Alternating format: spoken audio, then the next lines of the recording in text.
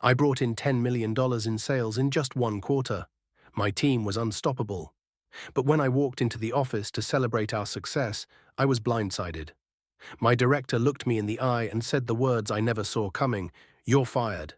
Just like that, the company I had poured my heart and soul into for years, the company that I had helped grow, was turning its back on me.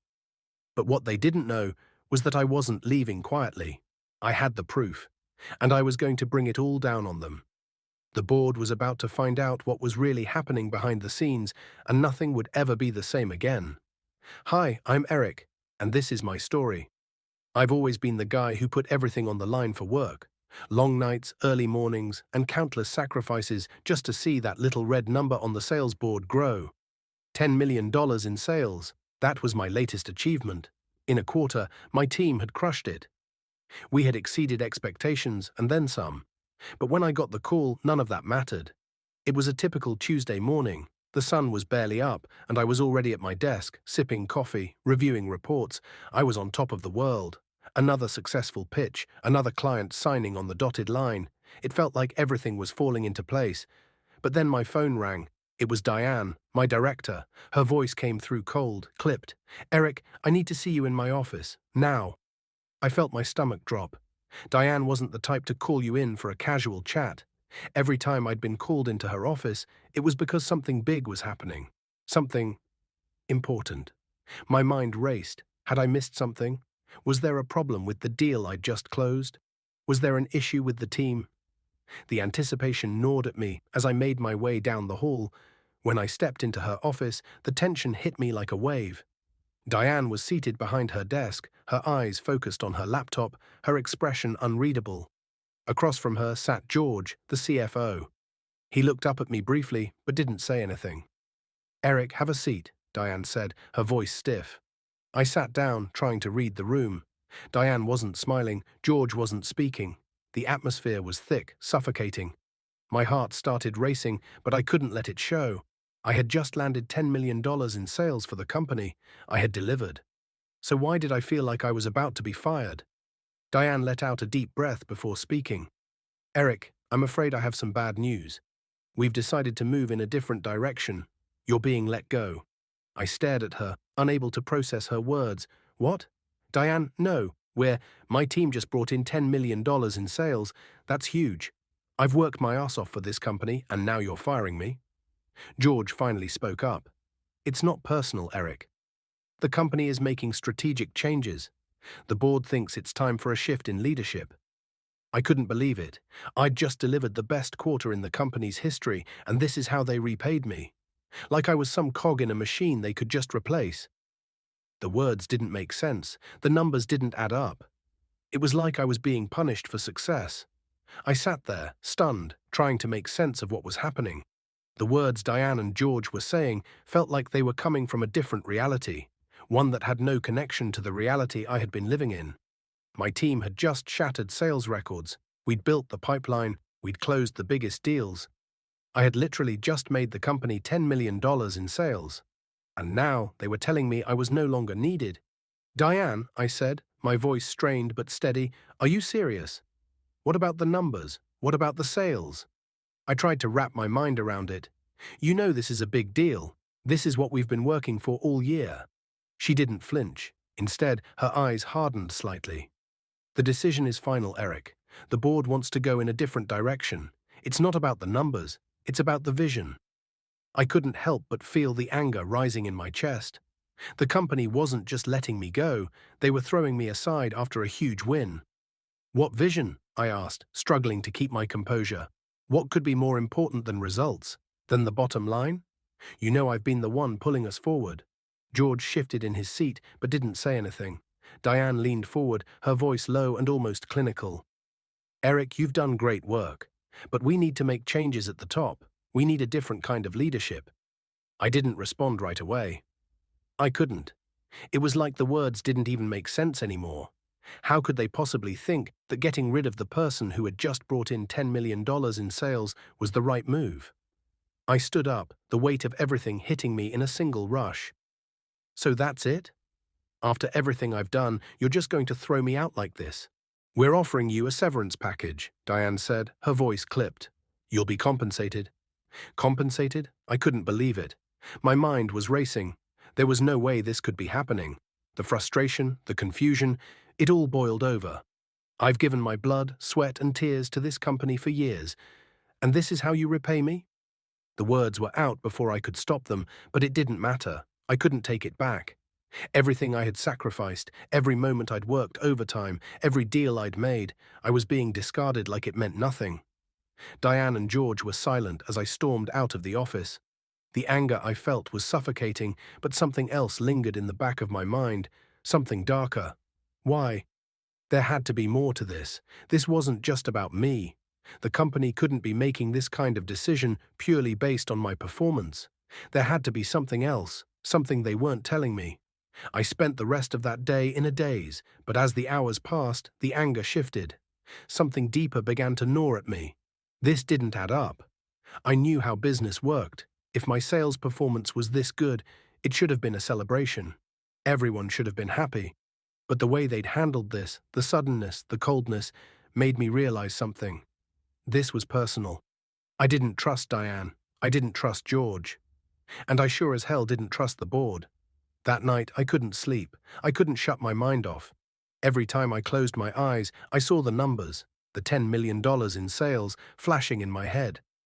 I thought about my team, about the relationships we'd built, about everything we had accomplished together. And then I thought about what they had done to me. Why would they fire me? Why now? I knew I had to find answers. I wasn't just going to walk away quietly. I wasn't going to let them sweep this under the rug. So I started digging. The next morning, I called in a favor from an old contact at the finance department. If anyone knew what was really happening behind the scenes, it was them. I didn't trust George's numbers. I didn't trust the spin they had put on things. I needed the truth. Hours passed before I heard back. The message was brief, but it was all I needed to know. There's something off. A lot of the numbers don't add up. That was all it took. I dove headfirst into the company's financials.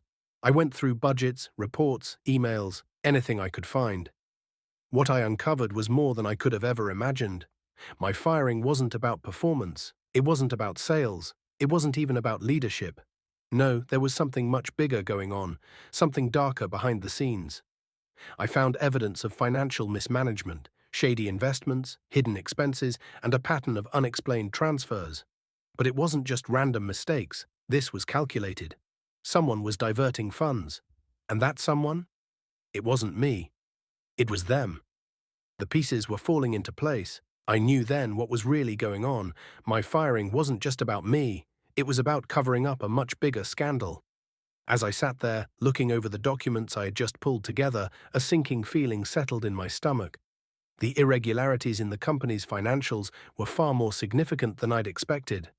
I had found discrepancies in the quarterly reports, numbers that didn't add up, inflated expenses, and unapproved transactions that seemed to go nowhere. But what caught my eye was the repeated pattern of high-level executive bonuses that were strangely aligned with certain questionable deals. This wasn't just financial mismanagement. This was fraud, the type of corporate corruption that could bring down a company in a heartbeat. I couldn't believe what I was seeing. It was like someone had been siphoning funds off the top, using the company as a cover to make personal gains. And it wasn't just one person involved, it was several of them. The patterns pointed directly to Diane. It was the only logical explanation. She'd always been heavily involved in the financial decisions, and her name appeared on the signatures for these suspicious transactions. But even worse, it looked like the board knew. They had been turning a blind eye for months, if not longer. I felt like I was suffocating. How could I have been so blind? I had trusted these people. I had fought for their vision, helped them achieve record-breaking numbers, and in return, they had been stealing from the company I helped build. But now I had the evidence. I had the proof. I needed to take this to the board, but I couldn't just walk in and drop a bombshell. I needed strategy. I needed to outsmart them. I wasn't going to be the one they blamed for this mess. It was time to turn the tables. I spent the next few hours crafting a plan. The board needed to see this, but I wasn't going to give them the chance to cover it up. I would present it in a way that left them with no choice but to act. I wasn't just going to expose Diane, I was going to expose the entire board. But there was one more thing I needed to do before I moved forward. I needed someone on the inside who could help me bring this to light. Someone who wasn't as tainted as the rest. I had to find the right ally within the company, someone who still cared about the integrity of the business. The hours stretched on, and I couldn't shake the feeling of urgency that was clawing at me. I had to act quickly before Diane or anyone else could cover their tracks or try to spin this in their favor. I knew that if I was going to make this work, I couldn't do it alone.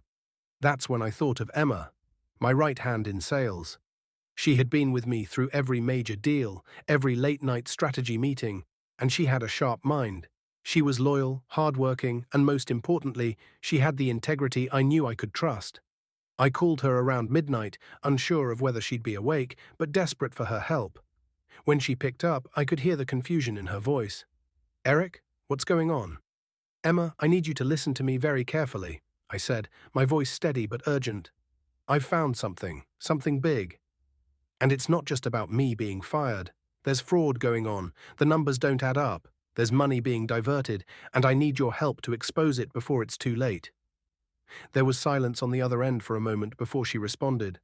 "Fraud? What are you talking about? You're sure?" "Yeah," I said, feeling the weight of it all. "I've got the evidence, but I can't do this alone. I need someone who has access to the board's records, someone who can help me make sure this gets to the right people." Emma took a deep breath. "All right, Eric, I'm with you. I'll help. But we have to be careful. If we do this, there's no going back. We'll be putting our careers on the line." "I know, but I can't just walk away from this," I said, my voice unwavering. "I'm going to take them down, Emma. I'm not going to let them get away with it." "I'll do what I can," she said, and I could hear the determination in her voice. "Just give me the details, and we'll make sure they don't escape this." With her help, I knew I had a fighting chance. She had the right connections, the right knowledge, and the right drive to help me bring this to the light. Together, we could take on Diane, the board, and anyone else who had been complicit in this scheme. The next step was clear. We had to get the truth to the board, and we had to do it before they could spin their own version of events. Time was running out, but I finally felt like I had the leverage I needed. The days that followed felt like an eternity. Emma and I worked tirelessly, pulling together all the evidence I had gathered. She was in and out of meetings, accessing the records I couldn't get to, pulling up confidential documents that would make Diane and the board sweat. We were building a case that was so airtight they wouldn't be able to deny it. But the pressure was mounting. Diane and the board had no idea what was coming. The more I thought about it, the angrier I got. They thought they could just fire me and cover up everything they'd done. But they didn't realize that I wasn't just walking away. I wasn't letting them bury the truth. Finally, the day of the board meeting arrived. My hands were shaking as I walked into the building. I couldn't remember the last time I'd felt this nervous, but I knew that if I pulled this off, it would change everything. I would take them down, publicly, officially, and make them face what they had done. I had an emergency slot at the meeting, thanks to Sandra, one of the few board members who still had a shred of respect for me. As I entered the boardroom, my heart was pounding in my chest. Every one of them was sitting around the table, their faces a mix of curiosity and uncertainty. Diane was at the head of the table, her icy gaze cutting through me as I stepped into the room. I felt a surge of confidence. This was it. The moment I had been preparing for. I wasn't just a fired employee anymore. I was someone who had the truth in his hands, and I was about to deliver it. "Eric, what is this about?" Diane's voice was clipped, but there was an undercurrent of tension in it. She didn't know what I had. She didn't know what was coming.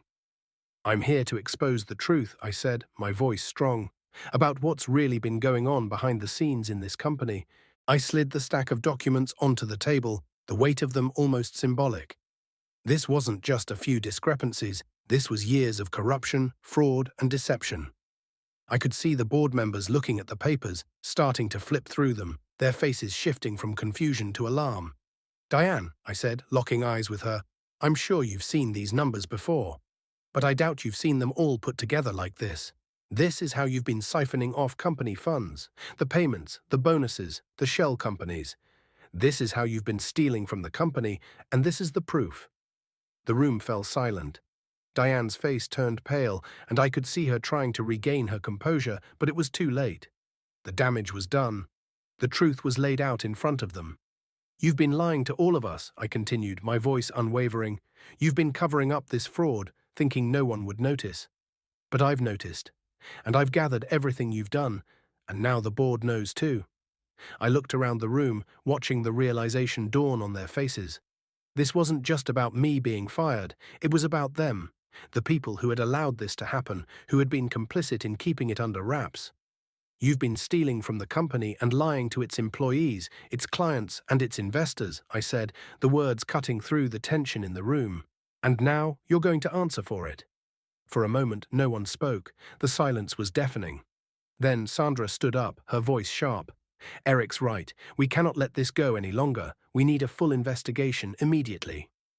The rest of the board members were murmuring now, some looking at each other, others looking down at the evidence, clearly shaken. But it was too late for them to escape. The truth was out, and they couldn't ignore it. Diane stood up suddenly, her face flushed with anger. You have no right to do this, Eric. You think you can come in here and destroy everything we've worked for. I didn't destroy anything, Diane. You did, I said, my voice steady. You and everyone who turned a blind eye. You wanted to get rid of me, but you didn't realize I was the one who would expose everything. I've worked for this company longer than any of you. I know how things should be run. And this? This isn't it. Diane's mask of control was slipping. She could feel the walls closing in around her. The other board members were starting to take action, making calls, requesting emergency audits, demanding that the authorities get involved. I could see the fear in Diane's eyes. The power she had so easily wielded was slipping through her fingers. And all I had to do was make sure she never regained it. The aftermath of that board meeting was chaotic. Within hours, the board had called an emergency meeting with their legal team and external auditors. There was no escaping the truth anymore. The evidence I presented was too damning, too extensive. Diane's web of lies had been unraveled in front of everyone. The phone calls, the meetings, the frantic discussions, they were all a blur to me. I had done what I set out to do. I had exposed the fraud, the corruption, and the greed at the heart of this company. I spent the next few days in a strange, almost detached state. On one hand, I knew that I had won. Diane, Mark, and their cronies were facing serious legal scrutiny. But on the other hand, everything I had worked for, the last 10 years of my life, felt like it had been erased. I was still angry, still hurting, but I couldn't ignore the sense of satisfaction that lingered. I had done the right thing. And then the board reached out to me. They wanted me back. The offer was generous. They wanted me to return as the chief operations officer and lead the company's recovery. They were going to bring in new leadership, implement full transparency, and overhaul the financial systems that had been abused for so long. The position came with a large salary, stock options, and full control over the restructuring process. But I wasn't sure what to think. Could I really go back to a place where the people in power had been so corrupt? Could I trust them to make the changes they promised? I sat down with Emma, who had been my ally through it all. What do you think? I asked her, showing her the offer. She took a long look at the document, her eyes scanning the terms. It's a huge responsibility. And it's clear they want you back, not just for the title, but because you were the one who saved them. But, she hesitated, you've got to ask yourself, can you work with them? Do you trust them? Are they really ready to change? I thought about it long and hard. The company was in turmoil, but that didn't mean it couldn't be fixed. I had proven I could lead, that I had what it took to build a team and deliver results. But rebuilding trust was another thing entirely. Still, I knew deep down that I wasn't done. I wasn't finished yet. I had spent years building this company. I had spent years building my reputation. I wasn't going to walk away from it now, not when there was a chance to make things right. I called Sandra, one of the few board members who had supported me from the beginning. I'll do it, I said. I'll come back. When I walked back into the office, it wasn't the same place I remembered. There was a certain tension in the air, a sense that everything had changed. The employees, many of whom had been nervous about the future, now looked at me differently. They weren't sure if I was the savior who was going to pull them out of this mess, or the same person who had been thrown out just weeks ago. But I was determined to make it work. I had a job to do. The first few weeks were intense. We had to rebuild everything from the ground up: corporate culture, internal processes, financial systems. It wasn't easy. Trust doesn't come back overnight. And it wasn't just about fixing the company, it was about fixing the people who had let it all happen. Diane and Mark were both removed from the company, and investigations into their actions were underway. The board was shaken, their leadership questioned. But in the chaos, I saw an opportunity to reshape things, to make sure that this company, my company, would never fall victim to corruption again. I met with each department, listening to concerns, answering questions, and rebuilding the team's confidence. I made sure they knew this wasn't just about a paycheck, it was about restoring the integrity that had been lost. The road ahead would be difficult, but I had learned something valuable through all of this. Leadership isn't just about making sales or hitting targets, it's about trust. And trust, once broken, can take years to rebuild. As we moved forward, I watched as the company began to recover. Slowly but surely, the culture began to change. Employees felt safe again. They felt like they could trust the leadership. And while it would take time to fully erase the stains of what had happened, we were moving in the right direction. A few months later, the company posted another record-breaking quarter. And this time, it wasn't just about the sales, it was about the integrity behind the sales. We had rebuilt the foundation of something real. And for the first time in years, I could say I was proud of what we had done. It wasn't just about the money. It wasn't about the title. It was about doing the right thing when it mattered most.